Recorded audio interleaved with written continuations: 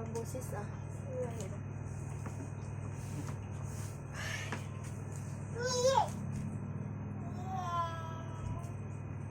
Talaga namin si Kuya Oliver. Focus kami kay Kuya Oliver at saka sa mga ibang beneficiary. Huwag mo sanang aasahan na weekly pupuntahan ka namin. Kumbaga, Pero isang buwan na kayo hindi pumunta dito. kaya nga, ibig kong sabihin kasi, huwag mo sanang iisipin na pupuntahan ka namin parati or pupuntahan ka pa namin na walang dahilan. Kasi alam mo, marami naman ang naibigay ang mga sponsor sa'yo, so siguro, enough na rin yun. Basta ang importante at maging masaya ka sana na natulungan na namin, natutulungan natin ang iyong kapatid. Dati kasi masaya naman ako doon, pero sana huwag mo naman kami kalimutan. Na alam mo naman, ikaw lang naman ang inaasahan namin. Patay tayo dyan. Di ba may trabaho naman yung asawa mo? Pero nagtitinda nga siya, pero kulang din kasi yung motor namin, laging nasisira. Pagawa siya ng pagawa, kaya magkano yung inaabot sa akin.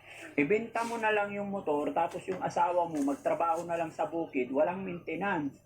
Kasi yung problema mo lagi yung motor.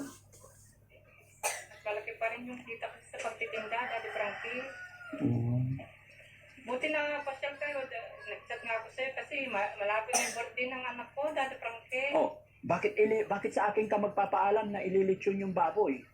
Baka, Hindi naman hindi, alam mo ate, alam mo, ano't ano man ang gusto mong gawin dyan sa baboy na yan, labas na po kami dyan. Pinagbigyan na po yung hiling mo ng ating sponsor at hindi naman sa akin galing yan. Kaya kahit hindi ka magpaalam sa akin, wala na ako dyan. Kaya lang, ito lang masasabi ko sa'yo.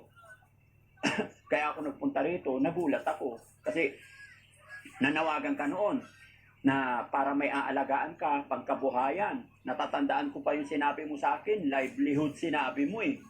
O ngayon, binigyan ka ng sponsor. Tapos ipapalitsyon mo dahil sa birthday lang.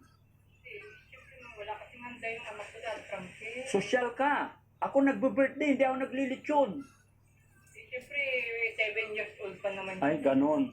Sorry. Pag 7 years old, kailangan. Pero alam mo at, Siya lang naman siya mag-tebe. ay ganon. Ang hirap, pasensya ka na. Pero sa totoo lang, eto makinig ka sa akin. Hindi ko alam saan ako lulugar. Oo, pag 7 years Kaya old, ano muna, para hindi maingat. pinaghahandaan. Balikin yan mamaya.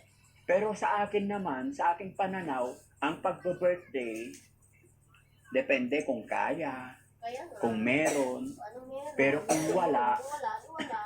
pwedeng magsimba na lang, tapos 2 kilong pansit, salo-salo family, magdasal, okay na. Ano eh? Daddy Frankie, kita naman yung anak kong pangalawa. Ang baboy naman tayo, mama. Sabi niya, baka naman pwedeng panghanda naman yung isa. Sabi niya. Hindi ba na, Sabi ko naman, pagpalo muna natin kay Daddy Frankie kung ano yung sasabihin niya. ay hindi ako mag-uuo dyan.